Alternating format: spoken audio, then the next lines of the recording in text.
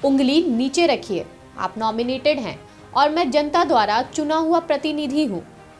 नमस्कार, मैं हूँ प्रियांशु श्रीवास्तव और जो लाइन मैंने अभी बोली उसने दिल्ली के गलियारों में हलचल मचा दी है। ये टीएमसी सांसद अभिषेक बनर्जी ने देश के मुख्य चुनाव आयुक्त के चेहरे पर कही है। मौका था बंगाल की नई वोटर लिस्ट यानी कि एसआईआर को लेकर हुई एक हाई लेवल मीटिंग का। खबर है कि इस बैठक में माहौल इतना गर्म हो गया कि बात तू मैं और उंगली दिखाने तक पहुंच गई। बात इतनी बढ़ गई कि अभिषेक बनर्जी को मीडिया के सामने आकर ये तक कहना पड़ा कि चुनाव आयुक्त महोदय ने मेरी तरफ उंगली उठाकर बात करी तो मैंने भी उन्हें कह दिया कि उंगली नीचे रखिए, आप नॉमिनेटेड हैं और मैं जनता द्वारा चुना हुआ प्रतिनिधि हूँ। अब सवाल ये है कि आखिर एक टेक्निकल प्रोसेस जिसे हम मतदाता सूची का सुधार कहते हैं, उसे बंगाल में इतना बड़ा पॉलिटिकल विवाद कैसे खड़ा हो गया। इस पूरी लड़ाई की जड़ 1,36,00,000 का आंकड़ा है। अभिषेक बनर्जी जब चुनाव आयोग के दफ्तर से बाहर निकले तो उनके तेवर बदले हुए थे। अभिषेक बनर्जी जब बैठक से बाहर निकले तो उन्होंने मीडिया के सामने एक एक करके वो बातें रखी जो अंदर हुई थी। उन्होंने आरोप लगाया कि 2.5 घंटे की मीटिंग में आयोग ने उनके सवालों का कोई भी ठोस जवाब नहीं दिया। अभिषेक ने सीधा सवाल दागा, पिछली बार जो 5 सवाल पूछे थे उनका क्या हुआ?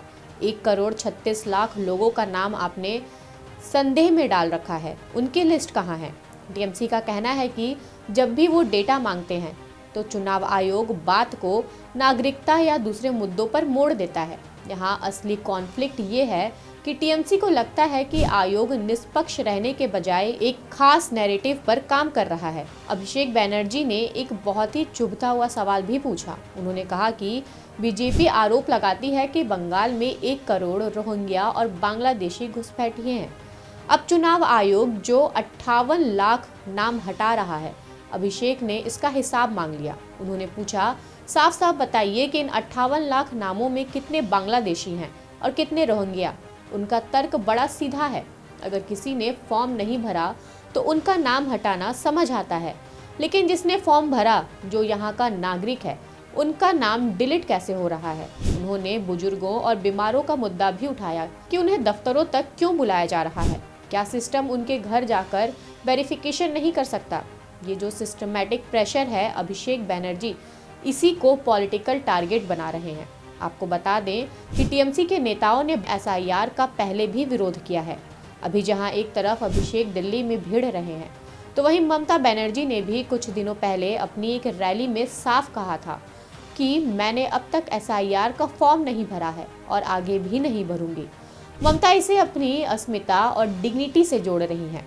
उनका कहना है कि जो महिला 7 बार सांसद और 3 बार मुख्यमंत्री रही हो, उसे अब अपनी नागरिकता साबित करने के लिए फॉर्म भरना पड़ेगा। हालांकि चुनाव आयोग का नियम कहता है कि सीएम जैसे संवैधानिक पदों पर बैठे लोगों को ये फॉर्म भरना अनिवार्य नहीं है, लेकिन ममता ने इसे एक पब्लिक सेंटिमेंट बना दिया है। उन्होंने भी इसे 2026 के चुनाव से पहले बीजेपी की वोटर लिस्ट में गड़बड़ी करने की साजिश बताया है। अगर देखा जाए तो ये सिर्फ कागजों की लड़ाई नहीं है, ये 2026 की सत्ता की लड़ाई है। एक तरफ बीजेपी मिशन 2026 है जो घुसपैठियों को मुद्दा बना रहा है और दूसरी तरफ टीएमसी है जो चुनाव आयोग को ही कटघरे में खड़ा कर रही है।